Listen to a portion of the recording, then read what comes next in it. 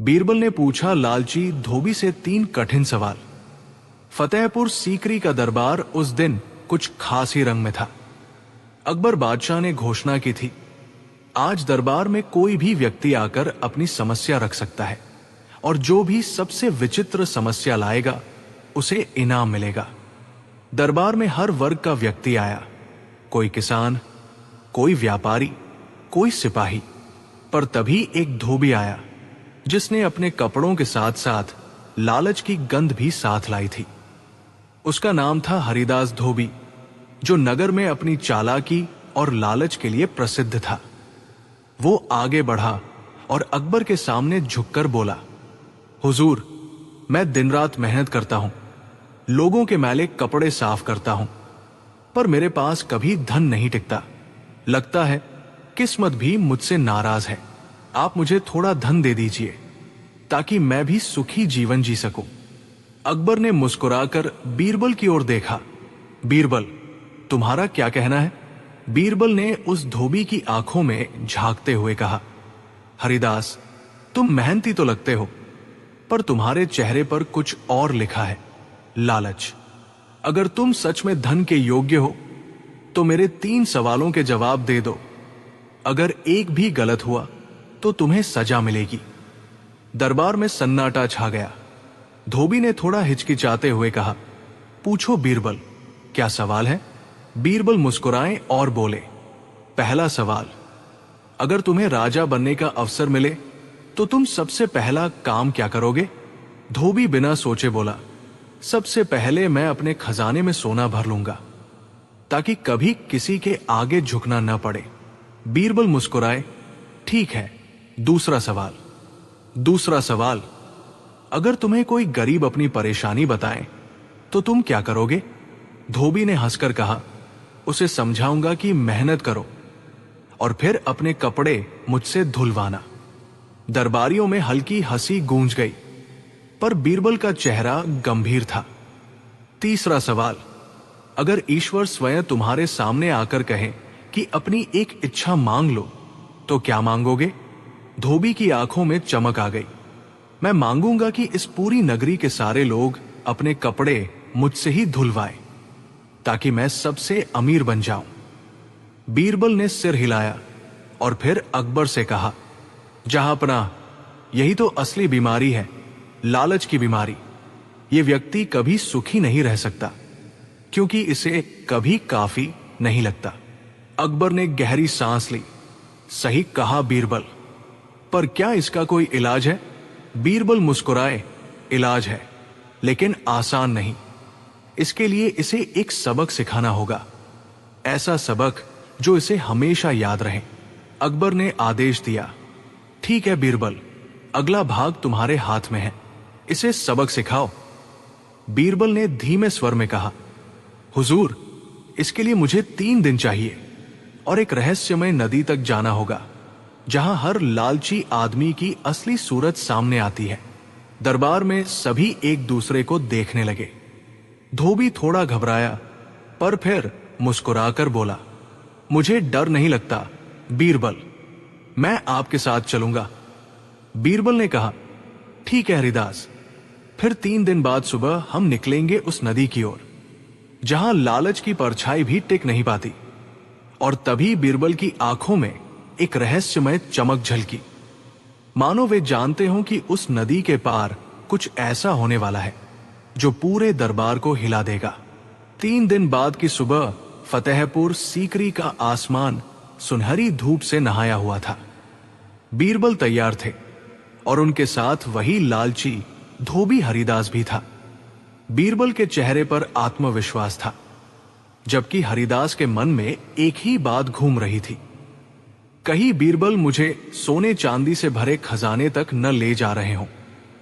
दोनों एक लंबे सफर पर निकल पड़े। रास्ते में खेत, जंगल और छोटे छोटे गांवों से होकर गुजरते हुए वे सत्यनदी के किनारे पहुंचे। वो वही रहस्यमयी नदी थी जिसका जिक्र बीरबल ने किया था। नदी शांत थी, लेकिन उसके चारों ओर अजीब सी ठंडक थी। बीरबल बोले, हरिदास, ये वही नदी है जहां हर इंसान का लालच उसके असली रूप में सामने आता है। जो इसमें प्रवेश करता है उसका मन जैसा होता है, वैसा ही रूप ये नदी उसे दे देती है। धोबी ने थोड़ा डरकर पूछा, मतलब?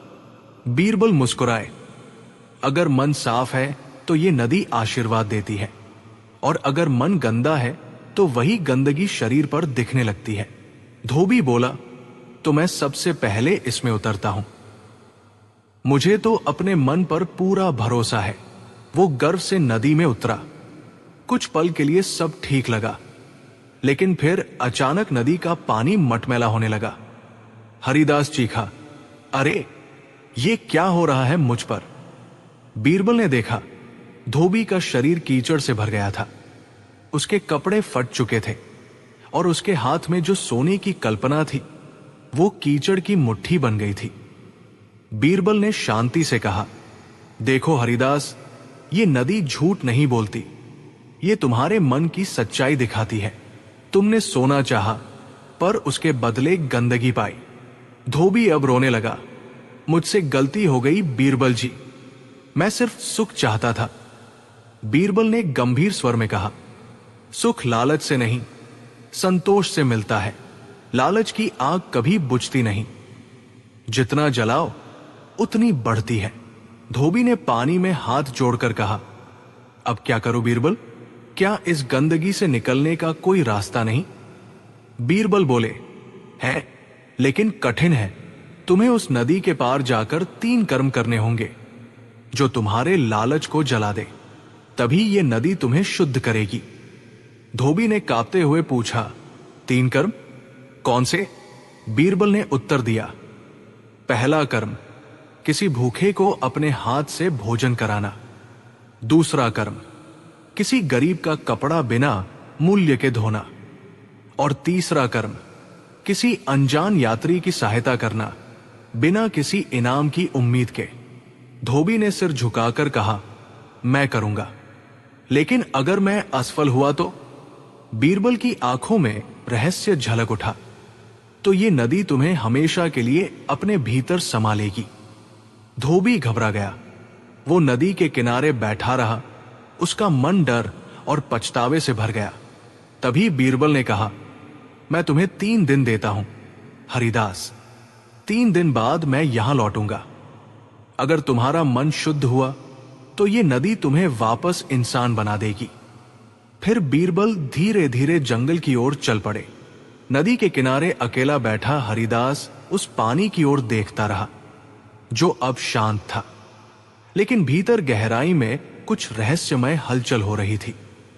अचानक उसने पानी की सतह पर अपनी परछाई देखी, और वो परछाई धीरे धीरे किसी और रूप में बदलने लगी, मानो नदी के भीतर कोई और मौजूद था जो हरिदास को देख रहा हो। रात गहराने लगी थी। सत्यनदीप के किनारे अकेला बैठा हरिदास बेचैन था। उसकी परछाई अब भी पानी में लहरों के साथ डोल रही थी। अचानक उसने सुना, किसी ने उसका नाम पुकारा, हरिदास, हरिदास। धोबी चौंक गया। उसने चारों ओर देखा, कोई नहीं था। आवाज फिर आई, पर इस बार नदी के भीतर से। तू धन चाहता था, ले आ अपनी थैली, सोना यही है। हरिदास का लालच फिर जाग उठा। उसने डरते डरते पानी में हाथ डाला, और तभी कुछ ठंडा चिकना सा उसकी उंगलियों को छू गया। उसने झटके से हाथ खींचा और देखा, उसकी हथेली में सोने का सिक्का था। वो हैरान रह गया, ये कैसे? क्या नदी मुझे इनाम दे रही है? फिर वही आवाज आई, और चाहिए? बस एक कदम और अंदर आ जा। हरिदास के मन में संघर्ष शुरू हुआ। बीरबल ने कहा था लालच मत करना, पर यह तो असली सोना है। वो थोड़ा आगे बढ़ा। पानी अब उसकी कमर तक आ चुका था। तभी नदी में हलचल हुई। पानी घूमने लगा, और भीतर से एक काले साए का हाथ उसकी ओर बढ़ा। हरिदास चीख पड़ा, बचाओ! कौन है वहां? नदी की गहराई से आवाज गूंजी, मैं वही हूं जो हर लालची के भीतर बसता है, तेरा अपना लालच। अचानक सोने का सिक्का काले कीचड़ में बदल गया, और उसके हाथ से चिपक गया। वो जितना छुड़ाने की कोशिश करता, कीचड़ उतना फैलता जा रहा था। तभी दूर से मशाल की रोशनी दिखी। बीरबल लौट आए थे। उन्होंने नदी किनारे से पुकारा, हरिदास, मैंने कहा था लालच की परछाई से बचो। बीरबल ने अपनी डंडे से पानी में कमल का फूल फेंका। यह कमल पवित्रता का प्रतीक है। अगर तेरा मन सच में बदल गया है तो ये फूल तेरे पास तैर कर आएगा। हरिदास ने कांपते हुए आंखें बंद की और बुदबुदाया, हे प्रभु, अब मुझे धन नहीं, बस मुक्ति चाहिए। कुछ पल में नदी शांत हो गई और आश्चर्यजनक रूप से कमल का फूल उसके पास आकर ठहर गया। बीरबल मुस्कुराए, अब तेरा मन साफ है हरिदास। नदी ने तेरा परीक्षण लिया और तू पार हो गया। हरिदास के शरीर से कीचड़ गायब हो गया। वो रो पड़ा, मैं समझ गया बीरबल जी, असली सोना मन की सच्चाई है। बीरबल बोले, याद रखो, लालच का अंत हमेशा अंधकार में होता है। जो त्याग करना सीख लेता है वही सच में धनी बनता है। वो दोनों वापस फतेहपुर सीकरी लौटे, पर बीरबल के मन में एक सवाल अब भी बाकी था। अगर लालच का अंत यहां हुआ तो फिर नदी ने मुझे भी क्यों पुकारा? बीरबल की आंखों में वही रहस्यमयी चमक लौट आई। कहीं न कहीं नदी अब बीरबल से कुछ कहना चाहती थी। फतेहपुर सीकरी लौटते समय रास्ते में हरिदास शांत था, लेकिन बीरबल के चेहरे पर कुछ अलग ही गहराई थी। वो सोच में डूबे थे। नदी ने मुझे भी पुकारा, लेकिन क्यों? क्या सत्यंदी सिर्फ लालची लोगों को नहीं परखती? दरबार पहुंचते ही अकबर ने उत्सुकता से पूछा, तो बीरबल, उस धोबी को क्या सबक मिला? बीरबल ने विनम्रता से उत्तर दिया, जहां पनाह, वो अब पहले जैसा नहीं रहा। लालच उसकी आत्मा से निकल चुका है। अकबर ने राहत की सांस ली। अच्छा हुआ। लेकिन बीरबल, तुम कुछ परेशान दिख रहे हो, क्या बात है? बीरबल मुस्कुराए, हुजूर, कुछ आवाजें हैं जो कानों से नहीं दिल से सुनी जाती है। वो नदी अब भी मुझे पुकार रही है, मानो उसके भीतर कोई अधूरा रहस्य छिपा हो। अकबर ने कहा, तो जाओ बीरबल, उस रहस्य को जानो। दरबार तुम्हारे साथ है। अगले ही दिन बीरबल अकेले निकल पड़े, उसी रास्ते से जहां वे पहले हरिदास के साथ गए थे। सूरज डूब रहा था और दूर से नदी की नीली चमक दिख रही थी। जैसे ही बीरबल नदी किनारे पहुंचे, हवा में वही ठंडक थी, वही सिहरन। उन्होंने धीरे से कहा, मैं लौट आया हूं। अब बता, तू मुझसे क्या चाहती है? कुछ पल सन्नाटा रहा, फिर पानी की सतह पर हल्की लहरें उठीं। एक स्वर गूंजा, बीरबल, तूने दूसरों का लालच पहचाना, पर क्या तूने खुद का देखा? बीरबल ठिठक गए, मेरा? मैं तो दूसरों की भलाई के लिए जीता हूं। नदी बोली, हर मनुष्य में कोई ना कोई लालच छिपा होता है, कुछ ज्ञान का, कुछ प्रसिद्धि का और कुछ प्रशंसा का। बीरबल के चेहरे पर गंभीरता आ गई। उन्होंने पूछा, तो तू मुझसे क्या चाहती है? सिर्फ एक परीक्षा? आवाज ने कहा, अगर तू सच में निर्मल है तो इस नदी के बीच में रखे दीपक को जलाकर दिखा। बीरबल ने देखा, नदी के बीच में एक छोटा दीप तैर रहा था, बुझा हुआ। उन्होंने अपनी मशाल से आग ली और आगे बढ़े।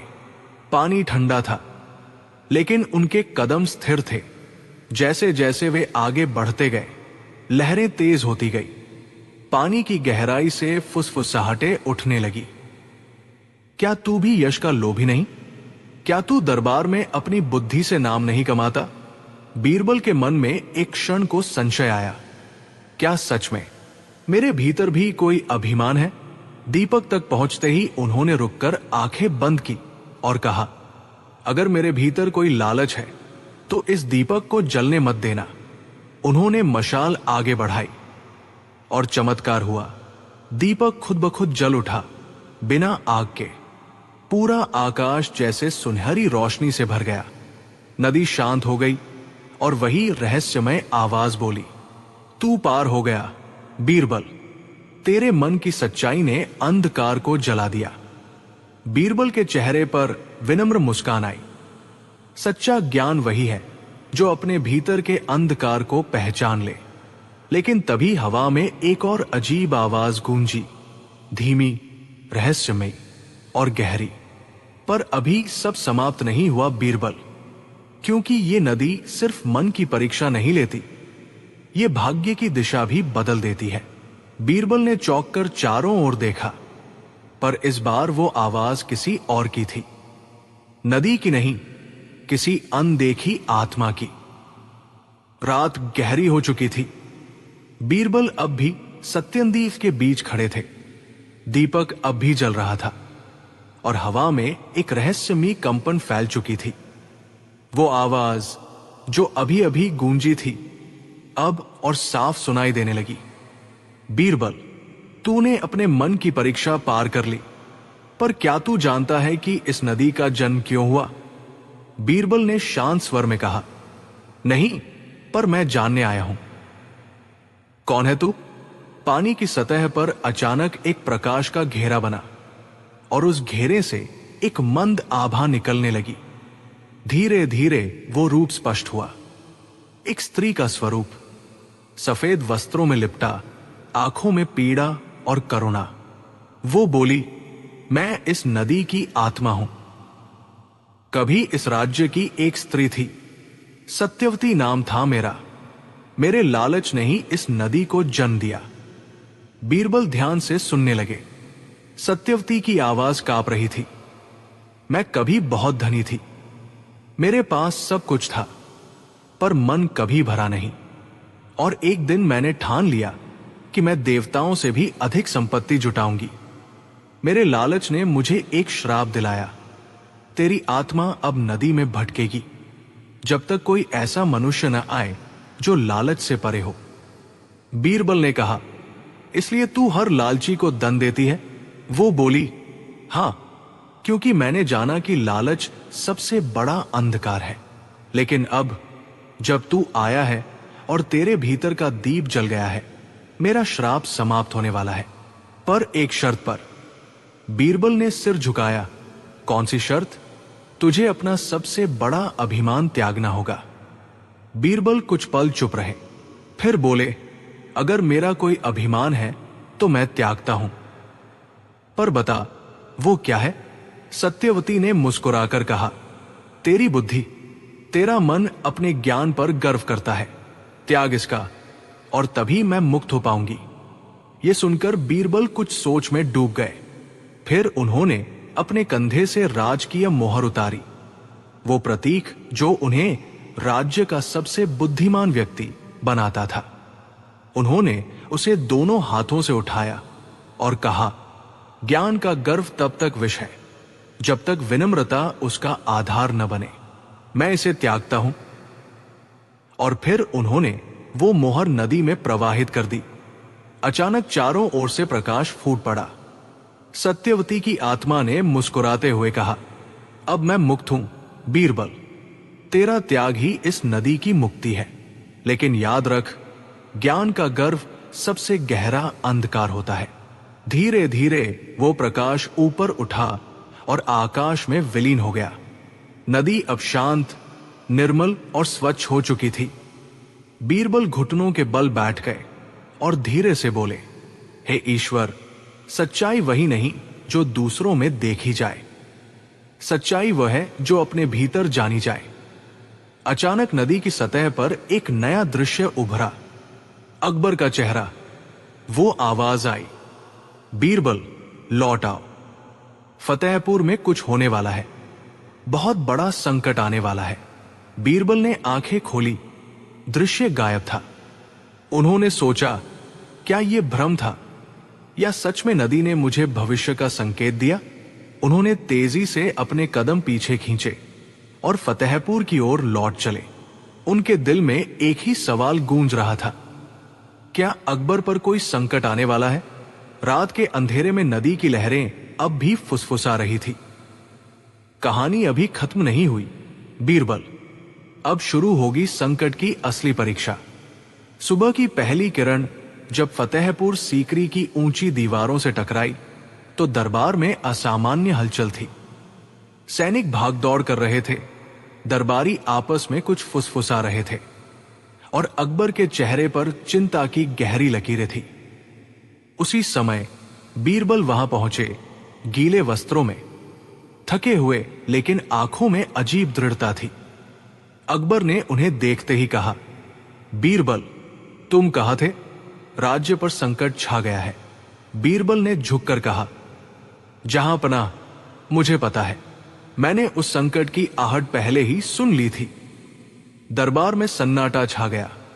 अकबर बोले, कल रात शाही खजाना लूट लिया गया है। किसी ने सुरंग बनाकर सोने की सारी मुद्राएं गायब कर दी, बिना किसी को खबर हुए।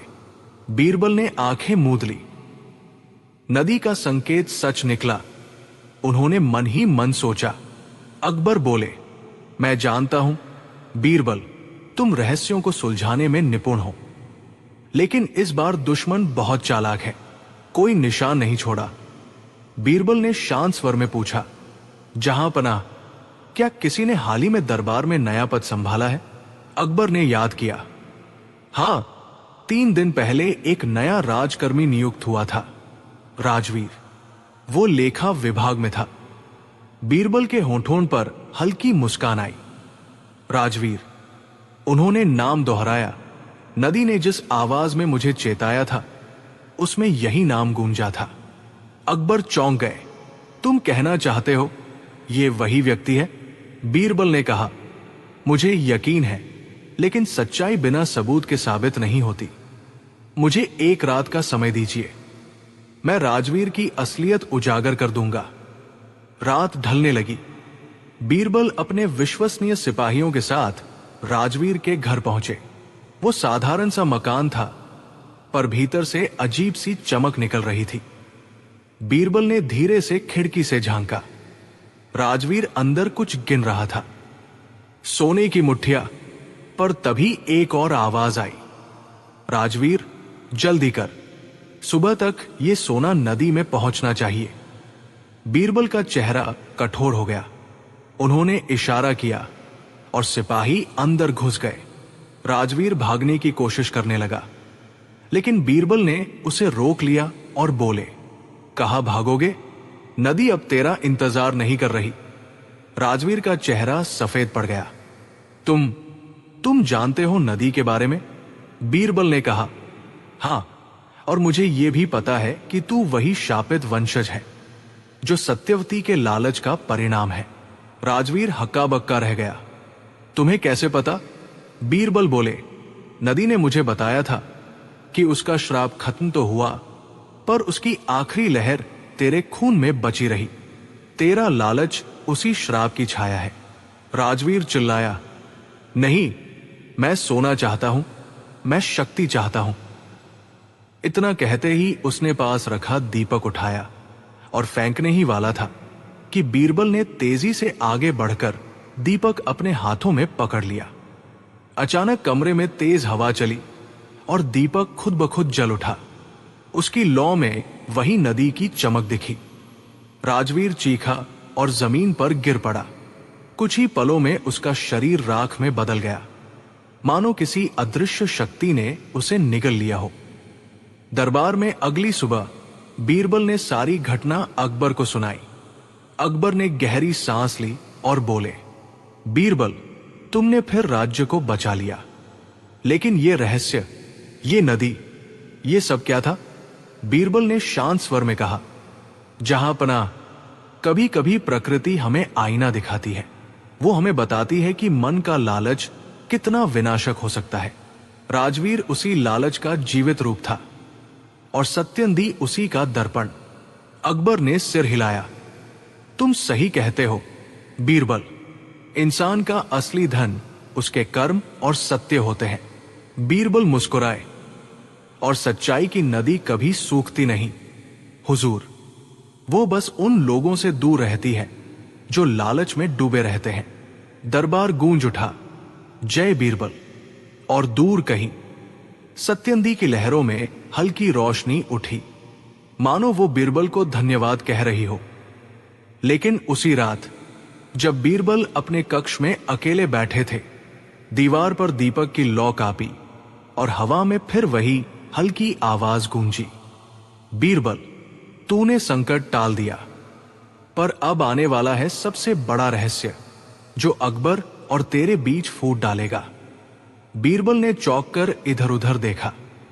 कमरा खाली था, पर दीपक अब भी जल रहा था और उसकी लौ में कुछ अंधकार छिपा हुआ था।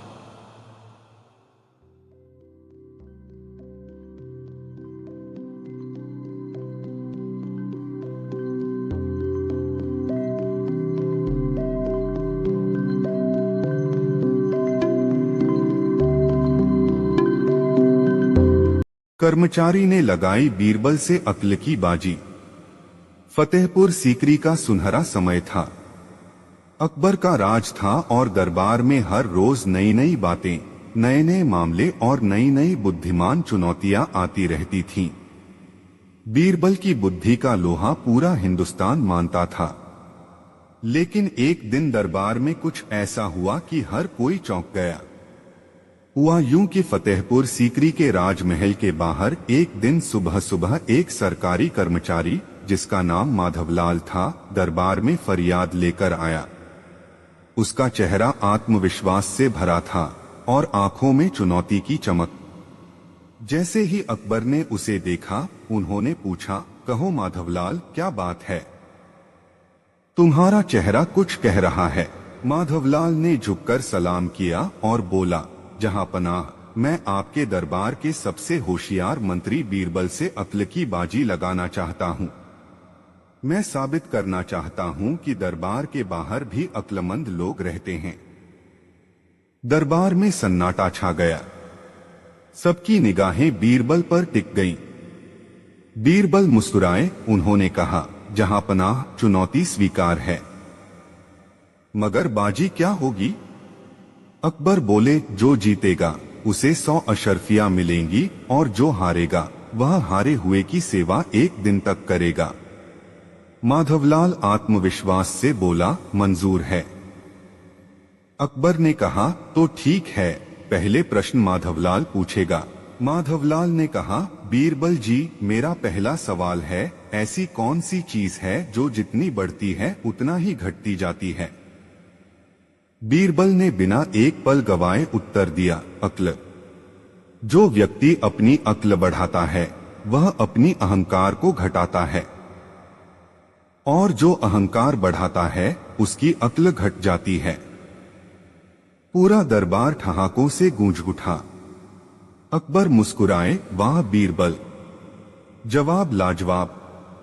मगर माधवलाल भी पीछे हटने वाला नहीं था। उसने कहा, अब दूसरा सवाल सुनिए, अगर एक आदमी दिन में झूठ बोले और रात में सच, तो आप उसे क्या कहेंगे? बीरबल ने हंसकर कहा, उसे मैं समझदार कहूंगा, क्योंकि उसने समय देखकर बोलना सीख लिया है।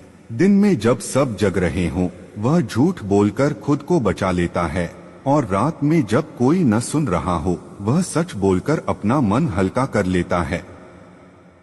यह चालाकी और समझदारी दोनों की निशानी है। अकबर हंसे, माधवलाल, अब तो लगता है बीरबल की अक्ल के सामने कोई टिक नहीं पाएगा। पर माधवलाल ने दृढ़ स्वर में कहा, जहांपनाह, अभी मेरी असली बाजी बाकी है। अकबर ने कहा, तो बोलो, क्या है तीसरी बाजी? माधवलाल बोला, बीरबल जी, मैं आपको एक पहेली देता हूं। अगर आप इसे आज शाम तक सुलझा लें तो मैं आपकी हार स्वीकार कर लूंगा। पहेली है, ऐसा कौन है जो हर जगह रहता है पर कहीं दिखाई नहीं देता? बीरबल कुछ देर सोच में डूब गए। अकबर ने कहा, बीरबल, आज तुम्हारी परीक्षा है। अगर तुम यह नहीं सुलझा पाए तो तुम्हें भी एक दिन माधवलाल की सेवा करनी होगी। बीरबल मुस्कुराए और बोले, जहांपनाह, आपकी आज्ञा शिरोधार्य। शाम तक उत्तर दूंगा। दिन बीतता गया। बीरबल दरबार से बाहर निकले और फतेहपुर सीकरी की गलियों में घूमने लगे। उन्होंने देखा, लोग मेहनत कर रहे हैं, किसान खेत जोत रहे हैं, बच्चे खेल रहे हैं, स्त्रियां कुएं से पानी भर रही हैं। सबके चेहरों पर मेहनत का पसीना था, लेकिन उस पसीने में एक अजीब सी चमक थी। शाम को जब दरबार लगा तो अकबर ने पूछा, बीरबल बताओ तुम्हारे पास उत्तर है या नहीं। बीरबल मुस्कुराए और बोले, जहां पनाह पहेली का उत्तर है हवा।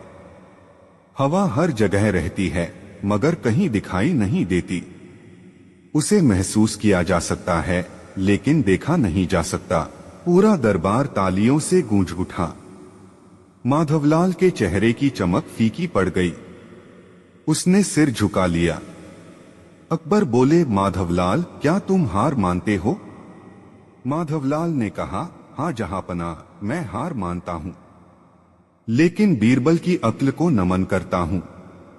बीरबल ने विनम्रता से कहा, माधवलाल, हार जीत का खेल सिर्फ दरबार के लिए होता है, असली जीत तो ज्ञान की होती है। तुम्हारे सवालों में अक्ल थी और तुम्हारी कोशिश में साहस। यही इंसान की सबसे बड़ी जीत है। अकबर ने प्रसन्न होकर कहा, आज के इस मुकाबले से हमें यह सीख मिली कि अक्ल किसी एक के पास नहीं होती, बल्कि हर व्यक्ति में उसका एक अंश होता है। फर्क बस इतना होता है कि कोई उसे पहचान लेता है और कोई नहीं। माधवलाल ने कहा, जहांपनाह, आज मैंने समझ लिया कि अक्ल की असली पहचान विनम्रता से होती है, न कि अहंकार से। अकबर बोले, वाह, आज तुम दोनों ने दरबार को ज्ञान का सागर बना दिया। फतेहपुर सीकरी में उस दिन से यह बात फैल गई कि अक्ल की असली बाजी वही जीतता है जो अहंकार को हराता है। पर कहानी यहीं खत्म नहीं हुई। अगले दिन अकबर ने बीरबल को बुलाया और कहा, बीरबल, अगर कोई व्यक्ति अक्ल की बाजी जीतना चाहे तो उसे किस बात का ध्यान रखना चाहिए? बीरबल बोले, जहांपनाह, 3 बातों का। पहली, सवाल से ज्यादा जवाब में संयम होना चाहिए। दूसरी, बातों से ज्यादा कर्म में अक्ल झलकनी चाहिए। और तीसरी, किसी को नीचा दिखाकर नहीं बल्कि समझाकर जीतना चाहिए। अकबर ने कहा, सही कहा बीरबल, तुमने आज फिर साबित कर दिया कि अक्ल वही है जो लोगों को जोड़ती है, तोड़ती नहीं। माधवलाल ने दरबार में दोबारा आकर बीरबल से कहा, बीरबल जी, मैं अब आपकी तरह बनना चाहता हूँ, बोलने में नहीं, सोचने में। बीरबल मुस्कुराए, फिर तो तुम पहले ही कदम पर जीत चुके हो, क्योंकि जो सीखना चाहता है वही सबसे बुद्धिमान होता है। उस दिन से अकबर के दरबार में एक नया नियम बना, हर शुक्रवार को एक अक्ल की बाजी रखी जाएगी, जिसमें कोई भी दरबारी या नागरिक बीरबल से सवाल पूछ सकता था। दरबार में अब न सिर्फ हंसी होती थी, बल्कि हर सवाल के साथ शिक्षा भी निकलती थी। फतेहपुर सीकरी का नाम उस समय न सिर्फ सुंदर महल और बागों के लिए, बल्कि ज्ञान और बुद्धिमत्ता की धरती के रूप में भी प्रसिद्ध हो गया। शिक्षा, इस कहानी से हमें यह शिक्षा मिलती है कि अक्ल कभी किसी के पद या पदवी से नहीं मापी जाती। असली अक्ल वही है जो दूसरों का अहंकार नहीं बढ़ाती, बल्कि उनके मन में सीखने की इच्छा जगाती है। जो व्यक्ति अपनी समझ को विनम्रता से इस्तेमाल करता है, वही सच्चा बुद्धिमान कहलाता है। जो दूसरों को हराकर नहीं, बल्कि उन्हें सिखाकर आगे बढ़ता है, वही जीवन की असली बाजी जीतता है। फतेहपुर सीकरी में अक्ल की बाजी का चलन अब हर शुक्रवार को हो गया था। दरबार में लोग दूर दूर से आते थे ताकि बीरबल के सामने अपनी बुद्धि आजमा सकें। उस दिन भी दरबार भरा हुआ था। अकबर अपने सुनहरे सिंहासन पर बैठे थे और उनके दाएं हाथ पर बीरबल खड़े थे। अचानक दरबार के द्वार पर हलचल मच गई। एक व्यक्ति अंदर आया, वही माधवलाल, जो कुछ दिन पहले बीरबल से अक्ल की बाजी हार चुका था। लेकिन इस बार उसका चेहरा और भी आत्मविश्वास से भरा था। अकबर ने मुस्कुराकर कहा, माधवलाल, फिर से चुनौती? माधवलाल बोला, जहांपनाह, मैंने पिछले कुछ दिनों में बहुत कुछ सीखा है। अब मैं बीरबल जी से सिर्फ बाजी नहीं, एक सबक लेना चाहता हूँ। लेकिन इस बार चुनौती थोड़ी अलग होगी। अकबर ने कहा, बोलो क्या है तुम्हारी नई बाजी। माधवलाल बोला, जहांपनाह, इस बार मैं बीरबल जी से 3 काम करवाना चाहता हूँ जो नामुमकिन लगते हैं, पर मैं जानना चाहता हूँ कि उनकी अक्ल उन्हें कैसे मुमकिन बना देती है। अकबर बोले, दिलचस्प। बीरबल क्या कहते हो? बीरबल ने मुस्कुराते हुए कहा, जहांपनाह, अगर चुनौती सीखने के लिए है तो मैं खुशी से स्वीकार करता हूँ। अकबर ने कहा, ठीक है माधवलाल, बताओ पहला काम क्या है। माधवलाल बोला, पहला काम यह है कि बीरबल जी, आप मुझे ऐसा कुछ दिखाइए जो इंसान के पास हो लेकिन वह उसे खुद देख नहीं सकता। पूरा दरबार सोच में डूब गया। कोई बोला परछाई, कोई बोला पीठ। बीरबल मुस्कुराए और बोले, जहांपनाह, इंसान अपनी पीठ तो देख सकता है दर्पण में, पर एक चीज ऐसी है जो कभी नहीं दिखती, उसका स्वभाव। अकबर ने पूछा, कैसे बीरबल? बीरबल बोले, क्योंकि हर व्यक्ति अपने स्वभाव को दूसरों की नजरों से देखता है, खुद कभी नहीं। यही वजह है कि लोग खुद को हमेशा सही समझते हैं और दूसरों को गलत। अगर इंसान खुद के स्वभाव को देख पाए तो आधी लड़ाइयां खत्म हो जाएं। पूरा दरबार तालियों से गूंज उठा। अकबर मुस्कुराए, वाह बीरबल, पहला काम पूरा हुआ। माधवलाल ने कहा, सही है बीरबल जी, अब दूसरा काम। उसने कहा, आप मुझे ऐसा काम करके दिखाइए जिससे बिना बोले किसी को सबक सिखाया जा सके। अकबर ने कहा, यह तो कठिन है बीरबल। बीरबल बोले, जहांपनाह, कठिन नहीं, बस समय चाहिए। अगले ही दिन बीरबल ने एक योजना बनाई। उन्होंने दरबार के कुछ कर्मचारियों को बुलाया और बोले, राजमहल के बाहर जो कुआं है उसमें पानी कम है। हर कर्मचारी को वहां से एक एक घड़ा पानी लाना है। सभी कर्मचारी पानी लाने लगे, लेकिन माधवलाल को बीरबल ने अलग से कहा, तुम घड़े में पानी की जगह दूध लाना। माधवलाल ने मन ही मन सोचा, सैकड़ों घड़े पानी डालेंगे, मेरा दूध तो उसमें गायब हो जाएगा, क्या फर्क पड़ेगा। उसने भी पानी ही डाल दिया। अगले दिन बीरबल ने सबको बुलाकर कहा, अब देखो कुएं का पानी। सबने देखा, कुएं में सिर्फ पानी था, दूध की एक बूंद भी नहीं। बीरबल बोले, देखो माधवलाल, यही वह सबक है जो बिना बोले भी सिखाया जा सकता है। जब हर कोई सोचता है कि उसके एक गलत काम से कुछ नहीं होगा, तो समाज में अच्छाई खो जाती है। अगर हर कोई अपना हिस्सा निभाए तो समाज दूध जैसा शुद्ध बन सकता है। अकबर ने कहा, बीरबल, तुमने सच में बिना बोले शिक्षा दे दी। यह दूसरा काम भी पूरा हुआ। अब तीसरे काम की बारी आई। माधवलाल बोला, अब अंतिम काम यह है, आप किसी व्यक्ति को ऐसा जवाब दें जिससे उसका गुस्सा शांत हो जाए, लेकिन उसे अपमान भी न महसूस हो। यह सुनकर अकबर बोले, यह तो सबसे कठिन काम है बीरबल। बीरबल मुस्कुराए, जहांपनाह, कोशिश करता हूं। अगले दिन दरबार में एक व्यापारी आया। वह बहुत क्रोधित था। बोला, जहांपनाह, आपके दरबार के सिपाहियों ने मेरा माल रोका है, मैं किसी से संतुष्ट नहीं हूं। अकबर बोले, शांत हो जाओ, बीरबल देख लेंगे। व्यापारी बीरबल से भी बहस करने लगा। उसकी आवाज तेज थी। सब लोग सोचने लगे कि बीरबल अब क्या करेंगे। बीरबल ने मुस्कुराकर कहा, भाई, तुम्हारा गुस्सा देखकर लगता है तुम्हारा हक तुमसे छिन गया है। लेकिन क्या तुम जानते हो, जो व्यक्ति अपने हक के लिए क्रोधित नहीं होता, वह कभी अपना हक नहीं पाता। पर अगर वह अपने क्रोध को बुद्धि से बांध ले तो कोई भी उसे धोखा नहीं दे सकता। व्यापारी चुप हो गया। उसने कहा, बीरबल जी, आप ठीक कहते हैं। मैं अब शांत रहकर अपना मामला सुलझाऊंगा। अकबर बोले, वाह बीरबल, तुमने उसे समझाया भी और अपमानित भी नहीं किया। यही असली अक्ल है।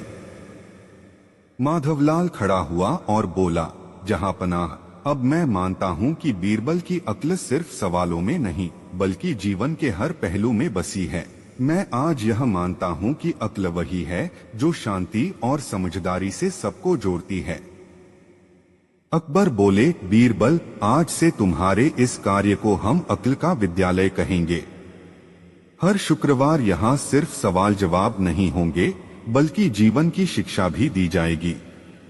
उस दिन से फतेहपुर सीकरी के लोग सिर्फ बीरबल की कहानियां नहीं सुनते थे बल्कि उनसे जीवन जीने की कला भी सीखते थे। धीरे धीरे यह परंपरा पूरे राज्य में फैल गई। लोग कहते थे, फतेहपुर सीकरी में अक्ल नहीं बिकती, वहां बांटी जाती है। शिक्षा, इस भाग से यह शिक्षा मिलती है कि अक्ल सिर्फ बोलने या जवाब देने में नहीं होती बल्कि सही समय पर सही काम करने में होती है। जो व्यक्ति बिना अपमान किए दूसरों को समझा सके वही असली बुद्धिमान होता है। अक्ल तब पूरी होती है जब उसमें विनम्रता, धैर्य और करुणा हो।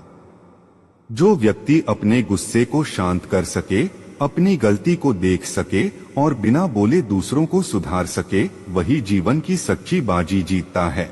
फतेहपुर सीकरी में अब अक्ल का विद्यालय प्रसिद्ध हो चुका था। दूर दूर से लोग आते थे ताकि बीरबल की बातें सुनकर जीवन का ज्ञान पा सकें। हर शुक्रवार को दरबार में प्रश्नोत्तर होते, कभी हंसी में लिपटी सीखें, कभी गंभीर उदाहरणों के साथ गहरी बातें। अकबर को यह देखकर गर्व होता कि उनका दरबार केवल न्याय का नहीं बल्कि ज्ञान का भी केंद्र बन गया है। एक दिन अकबर ने बीरबल से कहा, बीरबल, अब जबकि लोग अक्ल की बातें सीख रहे हैं तो क्यों न हम इस विद्यालय की परीक्षा भी लें। बीरबल मुस्कुराए, जहांपनाह, उचित विचार है।